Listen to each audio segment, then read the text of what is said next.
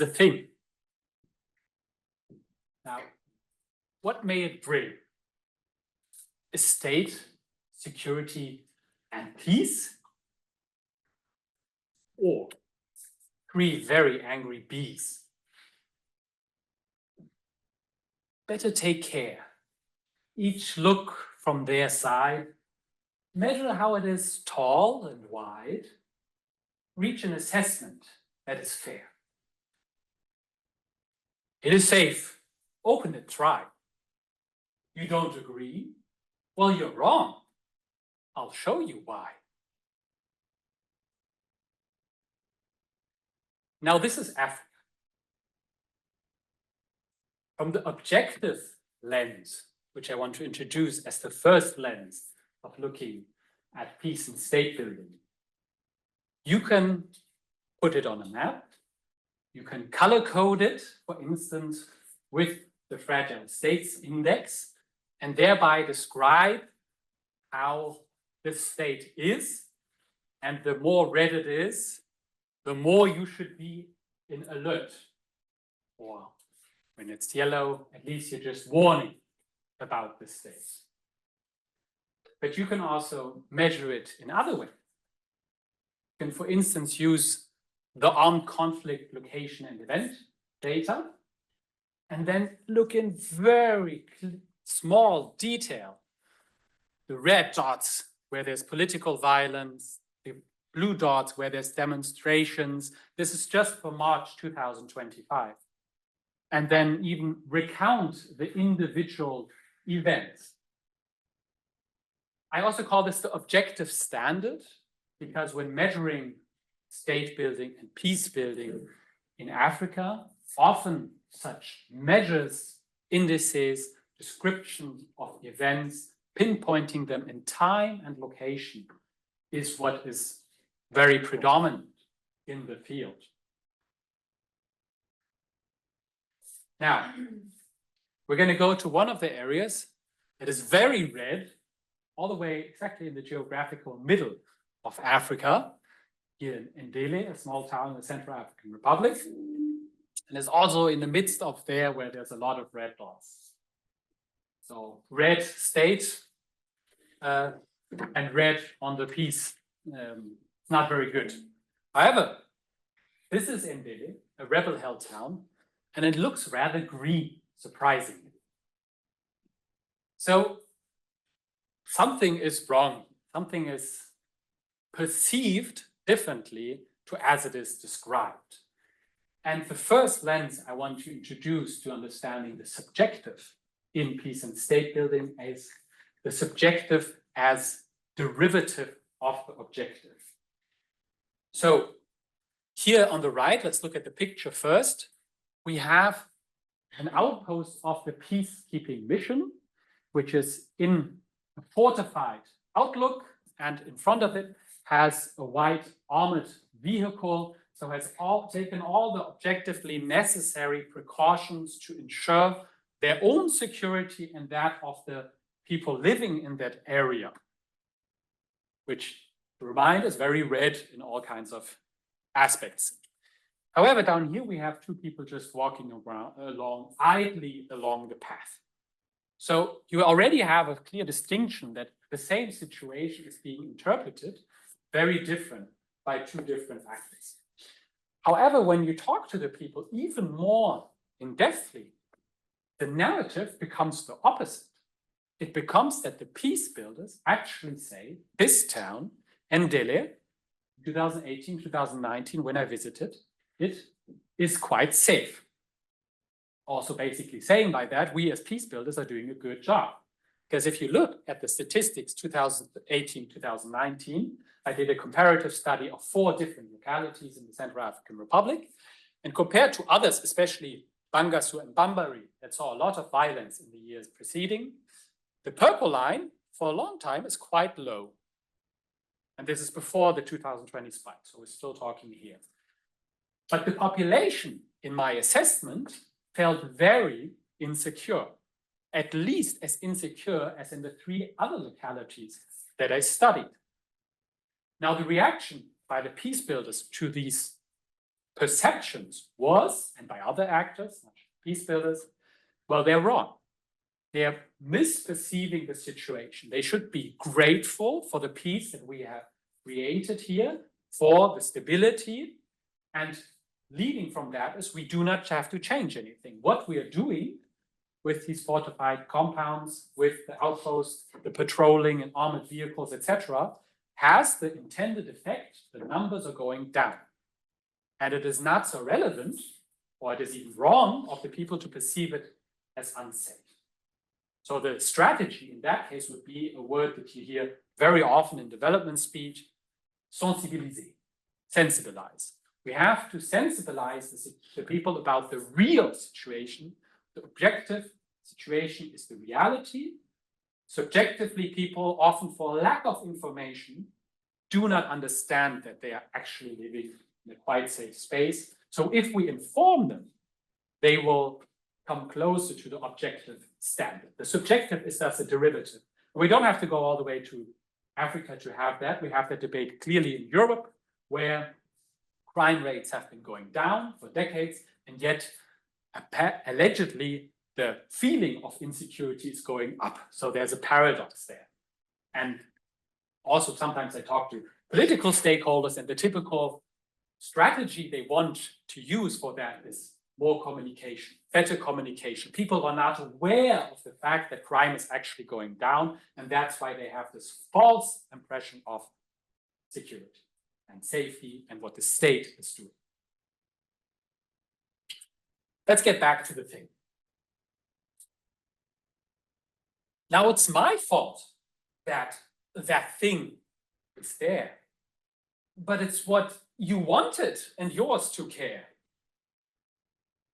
Maybe it is just something to think about out loud while I try not to sink. There's two more lenses to understanding the subjective. If it's not just a derivative, you can also see subjective as manipulation. So it's not that people don't have enough information, that they don't have the objective view on the world. It's because there are people and actors and processes providing a contradictory, subjectively seen narrative of events.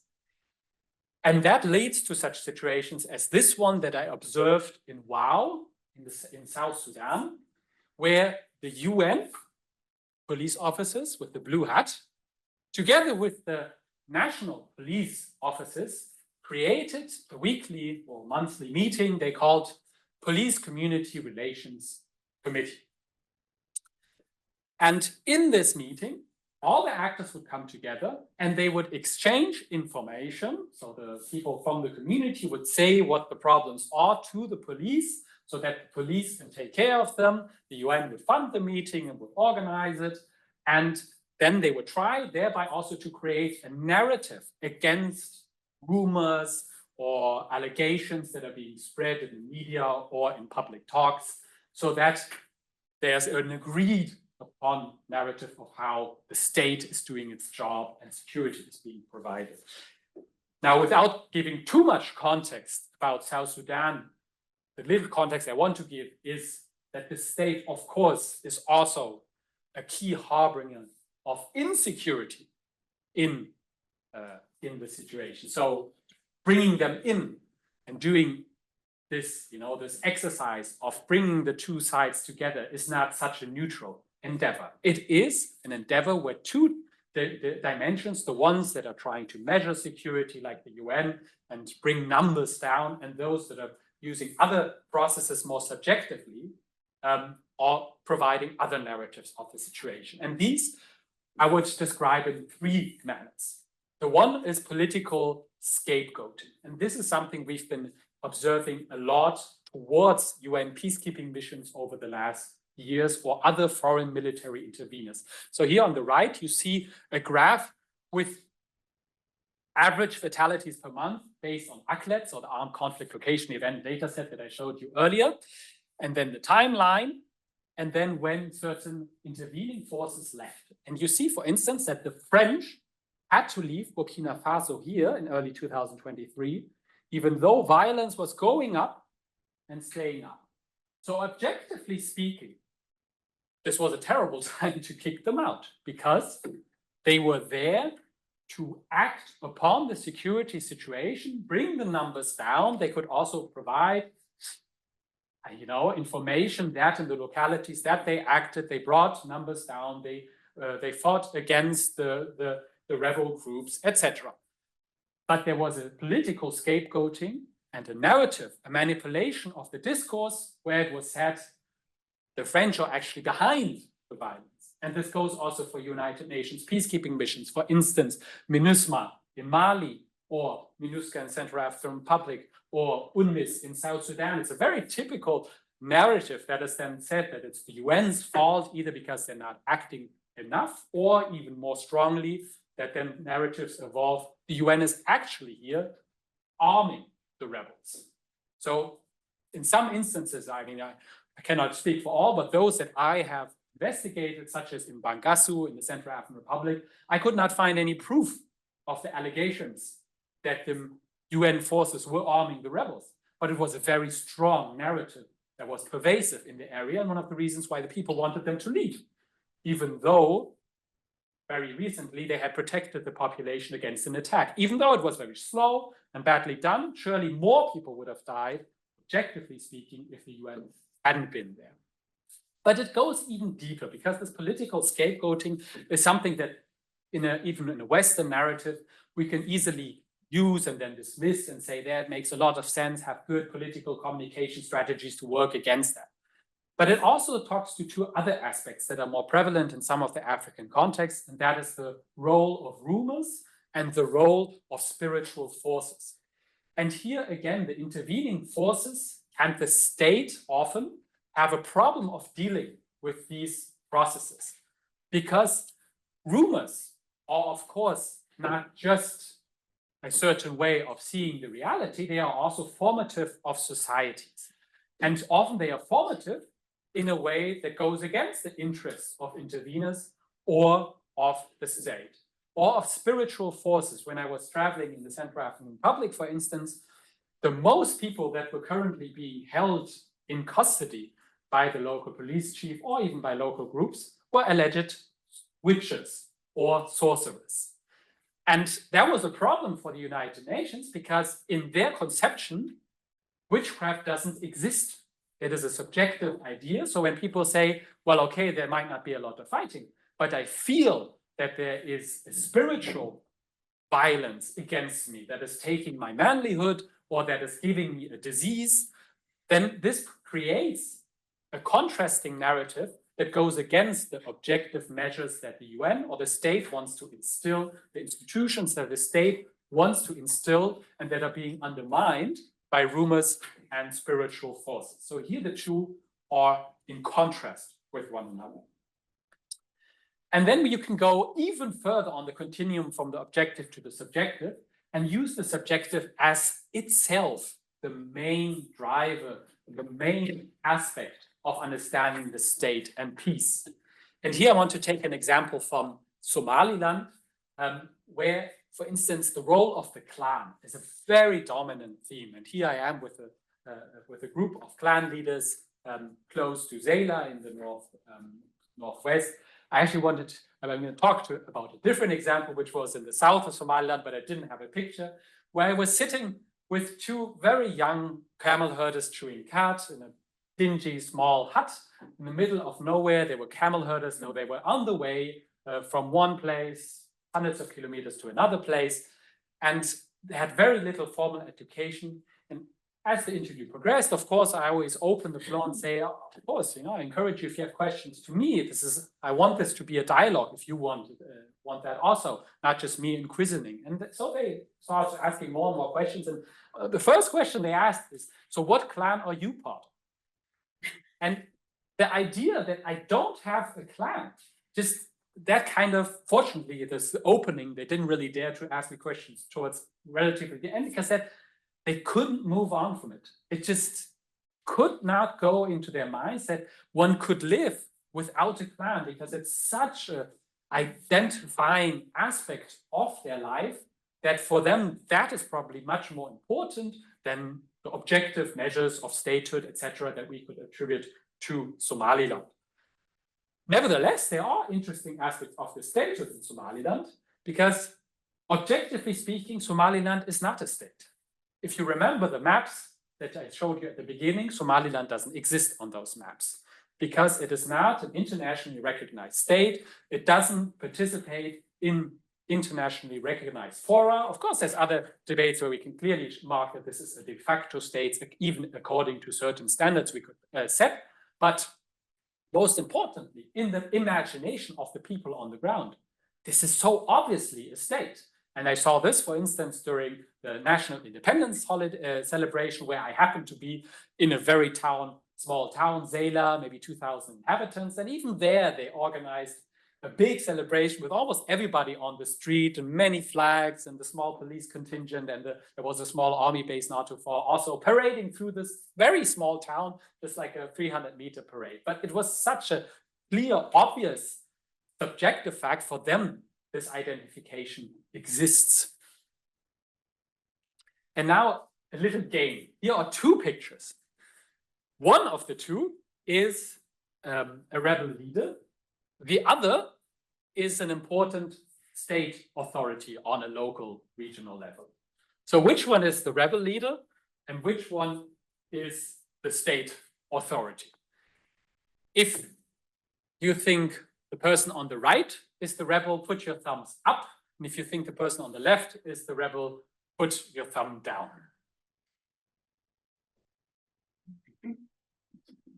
Wow, yeah, pretty evenly split, a little bit more to the right. This person would be very, very disappointed to hear that he is considered a rebel. He's a very interesting personality that I met over many years in multiple positions that he held, but he never held a rebel position. Of one of the few. There's others that also move in between the two spheres. Here's the rebel. But what might have intrigued you is also this flag and the similar setup, receiving me at a table with a notebook and taking notes himself, and also the process, this you can maybe see from the photo, but the process of me having to go to these people and seek authorization for my research. So very similar imaginations of the state and fulfilling similar imagined positions, because this person might officially be a very important state representative at that time, the acting prefect of Mbomu, which is one important prefecture in Central Republic. He had no staff. He had nothing. The only thing he had was this rundown old safari building where on the terrace he had put a table and a couple of chairs. And that was the state in this area. So he didn't really have more than this person.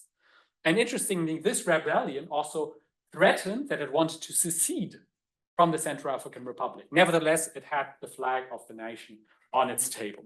So this imagination of what the state is, even in a country like the Central African Republic, where the state never had a very strong footing, is very, very strong.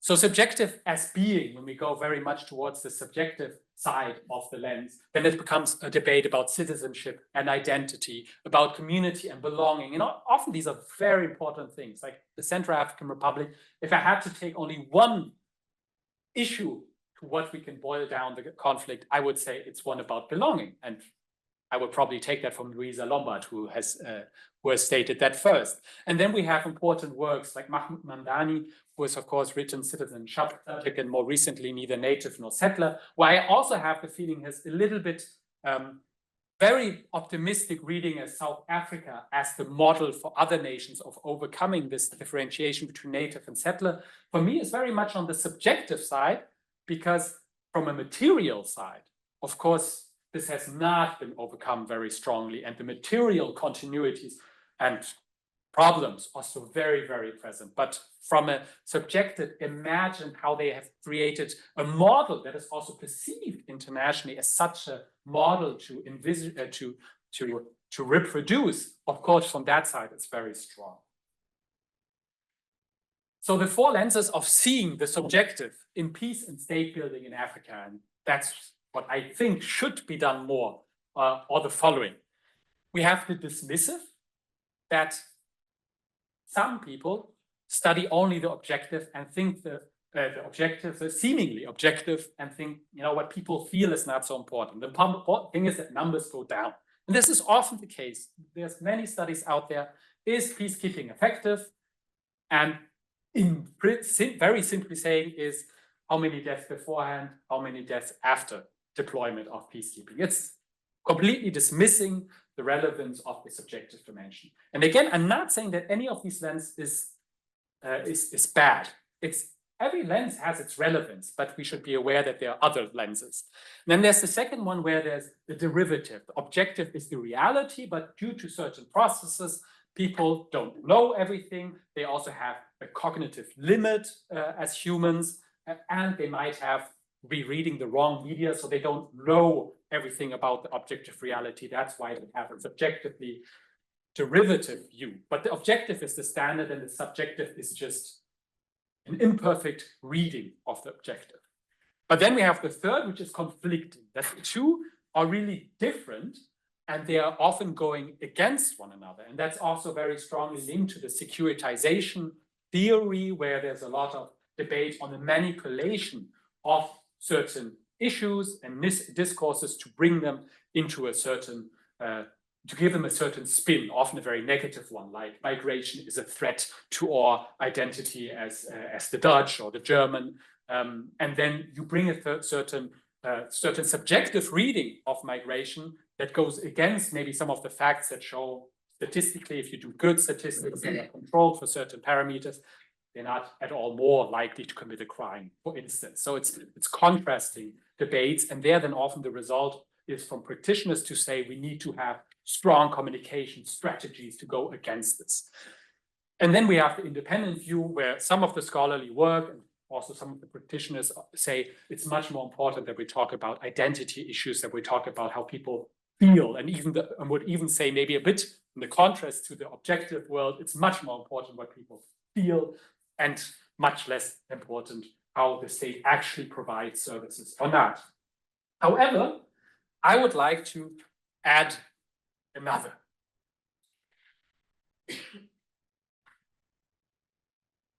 And that is, I saw a caterpillar. I do not lie. Yet it is also true, I now see a butterfly. And this is the fifth lens, subjective as aspiration. And I want to take just one quote to explain this, this new way of seeing the subjective and peace and state building. And that is from a farmer in Ndele in 2019. So that was when this town was still rebel held. And in the assessment that we did, which was qualitative survey, which is kind of survey, we ask closed questions, but we also ask open questions. So asking very many people also about what they think the state is, what the role of internationals is, how they think. One question was also, how could this locality be transformed towards what you would want for this locality? And there was the answer, one answer was the transformation of the city of Ndele can be achieved through the restoration of state authority. And this narrative was very, very common. Now, for a scholar of the Central African Republic, this will be very surprising, because the state has never played a strong role, and especially not in Ndele. When it has played a strong role in Ndele, it has been a very problematic role, one of punitive coercion. So I think it was Didier Bigot who coined this term, that what the state lacked in authority, it made up for with violence. So since it couldn't control, or didn't want to control all of its areas, especially not all the way to the northeast, where Ndele is situated, when there was an uprising, they were particularly brutal in punishing it and bringing it down, which is reproduced up until today, where Wagner and the state is probably doing the same thing with collectively punishing certain localities and population groups for allegedly supporting the rebellion.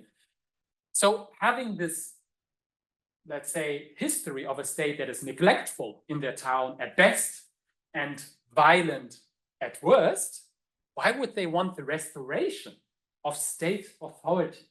From a rejective lens, that doesn't make sense. And I think this brings us to how we need to differentiate objective and subjective security, state building, peace building. And that is, objective is always past looking. Since we're trying to measure something, we can only measure that which we have counted in the past. So typically, how many people have died? We will count that in the past, over the last month, over the last year. How corrupt is the state in 2023? How much is the GDP? What party was elected, etc. All of these things that we do to create this objective, measured world is looking in the past. However, the subjective is often forward-looking. So often when you ask people what you want, like what kind of state you want, they will actually talk about the state in the future, or what is the state for you, especially when they talk in a positive way, or what is community for you. It is this, it provides something. It is something that is able to create security through process, bring me rights, etc. And that is not necessarily because it's doing it now, it's because it's that imagination they have for the future. Now, the way we often look at the world is that, these two kind of fit together. You have the one that's described in the past, and from that you can then draw what will come in the future. But I would say they don't necessarily have to be linear. There's two strands to it. And often what we do is, when we talk about the future, we start with the objectified measures that we create, and then we prolong it into the future. So the future in academic work often is just the prolongation of the past. So if you take, for instance, the International Crisis Group, which I respect very much for all the work they do and all the data they gather, at the beginning of each year, they create 10 crises to watch list.